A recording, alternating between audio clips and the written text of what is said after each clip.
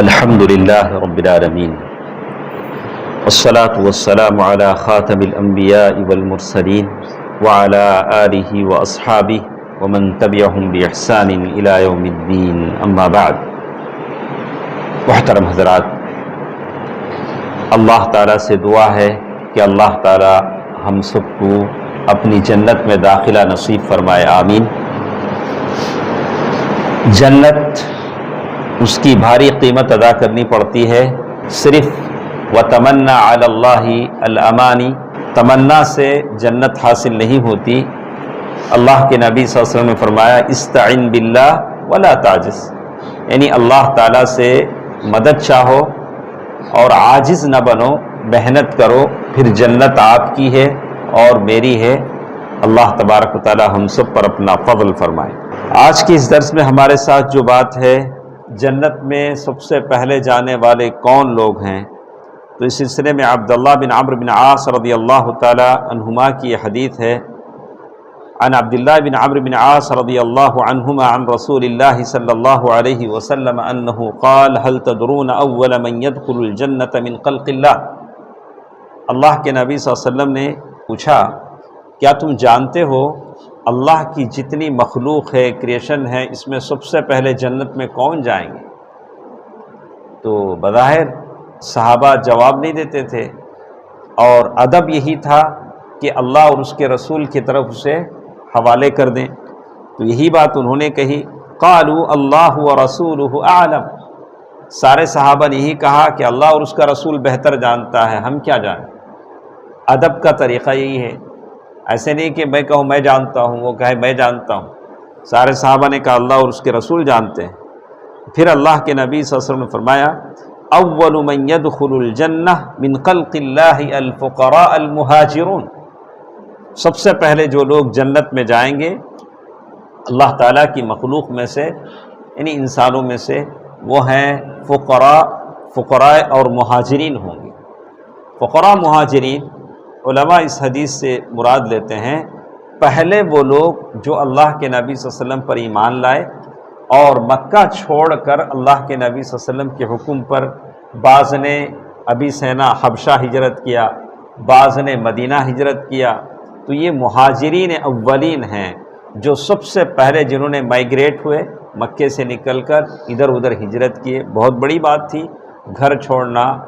آپ جب سیرت پڑھیں گے تو تعجب کریں گے کہ صحابہ اکرام مکہ چھوڑ کر، خود ابو سفیان کی بیٹی ام المؤمنین ام حبیبہ رضی اللہ عنہا اپنے شوہر کے ساتھ، عبید اللہ بن زیاد ان کے ساتھ، اور اسی طرح عثمان رضی اللہ تعالی عنہ اللہ کے نبی صلی اللہ علیہ وسلم کی بیٹی رقیہ کے ساتھ ادھر حبشہ افریقہ ابی سینا، جہاں اپنا کوئی نہیں ہے، جہاں کوئی زیادہ رزق کے وسائل بھی نہیں ہیں، ایسے مقام پر سالوں سال انہوں نے زندگیاں گزار دی.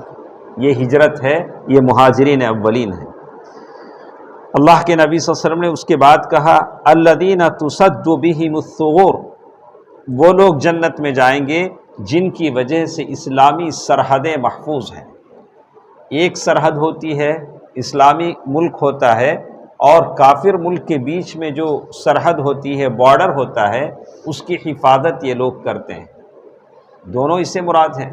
یہ ایک عام طور سے حفاظت کرے تو کہتے ہیں کہ وہ لوگ اس کی حفاظت کرتے ہیں، اور جن کے ذریعے سے پھر اللہ کے نبی صلی اللہ علیہ وسلم فرماتے ہیں وَيُتَّقَى بِهِمُ الْمَكَارِهُ، اور جن کے ذریعے سے سختیوں سے اور سخت وقت سے بچاؤ ہوتا ہے، وہ لوگ ہیں جو جنت میں سب سے پہلے جائیں گے. کہا المہاجرین الاولین، جو سب سے پہلے ہجرت کیے ہیں، جن کی عادتیں اور خصلتیں یہ ہیں کہ یہ لوگ اسلامی سرحدوں کی حفاظت کرتے ہیں، اور بالکل وہ لوگ ہیں جن کے ذریعے سے سختیوں میں بچاؤ ہوتا ہے. یعنی جب بھی مشکل وقت آیا انہوں نے اسلام کی حفاظت کی. جو لوگ مہاجر تھے ہمیشہ انہوں نے اسلام کی حفاظت کی، اسلام کی حفاظت میں اپنی جانیں قربان کی. پھر آگے وہ کہتے ہیں، حدیث کے الفاظ ہیں وَيَمُوتُ أَحَدُهُمْ وَحَاجَتُهُ فِي صَدْرِهِ. ان میں سے اکثر وہ ہیں جو دنیا سے چلے جاتے ہیں، ان کی ضرورتیں پوری نہیں ہوتی. کتنے لوگ ایسے صحابہ کرام تھے دنیا سے سیدھے سادھے چلے گئے، پیٹ بھر کھانا ان کو نصیب نہیں ہوا، اور اچھا گھر نصیب نہیں ہوا، کپڑے نہیں پہن سکے، کپڑے نہیں پہن سکے، دنیا سے چلے گئے۔ وَيَمُوتُ أَحَدُهُمْ، ان میں سے کوئی اس حالت میں مرتا ہے، وَحَاجَتُهُ فِي صَدْرِهِ، اس کی حاجتیں ضرورتیں ان کے سینے میں رہ جاتی، پوری نہیں ہوتی، لَا يَسْتَطِيعُ لَهَا قَضَاء، ان ضرورتوں کو پوری نہیں کر سکے۔ اللہ کے راہ میں جد و جہد میں، عبادتوں میں، اسلام کی حفاظت میں ایسے لگے کہ اپنے لیے کچھ نہیں کر سکے، اپنا کاروبار، اپنی تجارت، اپنی زندگی، اس کے لیے کچھ نہیں کر سکے۔ فَيَقُولُ اللَّهُ عَزَّ وَجَلَّ لِمَنْ يَشَاءُ مِن مَلَائِكَتِهِ، اللہ تبارک و تعالیٰ ایسے لوگوں کے تعلق سے اپنے فرشتوں سے کہیں گے ان کے پاس جاؤ اور انہی سلام کہو۔ اللہ تعالیٰ فرشتوں سے کہتے ہیں ایسے لوگوں کے پاس جاؤ، انہی سلام کہو، تو فرشتے جواب دیتے ہیں۔ دیکھیے فرشتوں کا جواب ہے ائتوہم فحیوہم فتقول الملائکہ، فرشتے کہتے ہیں نحن سکان سمائک وخیرتک من خلقک، اے اللہ ہم آسمان میں رہنے والے فرشتے ہیں اور تیرے مخلوق میں ہم سب سے بہترین ہیں، تو کیا تیرا یہ حکم ہے کہ ہم ان کے پاس جائیں اور انہیں سلام کہیں؟ فرشتوں کا یہ سوال تکبر کی وجہ سے نہیں تھا۔ وہ کیسا؟ ہمیں آسمان میں رہتے ہیں، ہم لوگ اتنے گریٹ ہیں، ان لوگوں کے پاس جا کے ہم کیسے سلام بولیں؟ یعنی تعجب تھا، تکبر کی وجہ سے نہیں تھا۔ فرشتوں کی عادت تکبر نہیں، فرشتوں کے اندر اللہ نے یہ خصلت پیدا نہیں کی، اور وہ کہتے ہیں، تو اللہ تبارک و تعالیٰ کہتے ہیں قال انہم کانوا عبادا، اللہ تعالیٰ نے اس کے جواب کے طور پر کہا انہم کانوا عبادا یعبدوننی لا یشرکون بی شیئا، وہ میرے ایسے بندے ہیں، میری ہی عبادت کرتے تھے، میرے ساتھ کسی کو شریک نہیں کرتے۔ یہ اخلاص ہے، اخلاص آدمی کو جنت میں لے جاتا ہے، اخلاص سب سے پہلی چیز۔ آج دنیا میں ہم کتنے دیکھتے ہیں، لوگ ہیں بڑی بڑی داڑیاں، بڑے بڑے دستار، بڑے بڑے جھبے، لیکن جہاں قبر ملی سجدہ کر لیا، جہاں غیر اللہ کی عبادت کر لیا، کہیں نظر و نیاز کر لیا، سبحان اللہ العیاذ باللہ۔ کہا کہ میرے بندے ایسے ہیں جو میری ہی عبادت کرتے ہیں، کسی کے ساتھ شرک نہیں کرتے۔ وَتُصَدُّ بِهِمُ الثُّغُورُ وَيُتَّقَى بِهِمُ الْمَكَارِهُ، جن کی وجہ سے اسلامی سرحدوں کی حفاظت ہوتی ہے، آپ کی وجہ سے اسلام کی حفاظت ہوتی ہے تو سب سے بڑی چیز ہے، اور آپ کی وجہ سے کسی کی مصیبتیں ہلکی ہوتی ہیں تو یہ سب سے بڑی بات ہے۔ کسی کی بیماری میں آپ ساتھ دیتے ہیں، کسی کے دکھ کو آپ بانٹ لیتے ہیں تو بہت بڑی بات ہے۔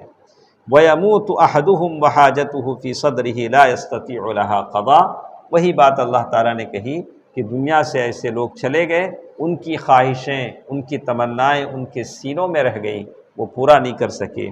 قَالَ فَتَأْتِيهِمُ الْمَلَائِكَةُ عِنْدَ ذَلِكَ، اس کے بعد فرشتے ان کے پاس آئیں گے اور سلام کریں گے۔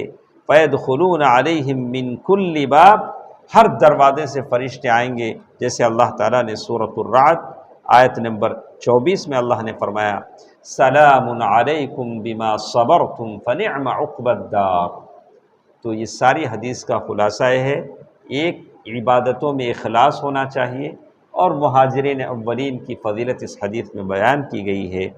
اللہ تبارک و تعالی مجھے اور آپ کو حدیث سننے اور عمل کرنے کی توفیق دے، آمین۔